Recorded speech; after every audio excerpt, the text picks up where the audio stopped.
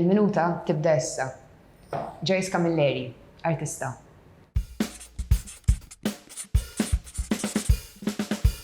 Joe, how did you get into art? I am a practicing artist. Practically, I have been practicing for the past 22 years. And what inspires you personally as an artist? The inspiration changes over time.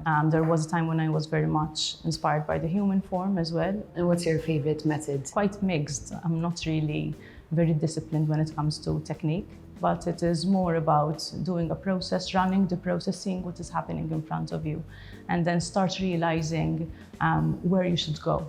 And what are your upcoming works? I'm currently working on paintings, and apart from that, I'm also trying to exhibit other artists. The exhibition is on Nature by Nature.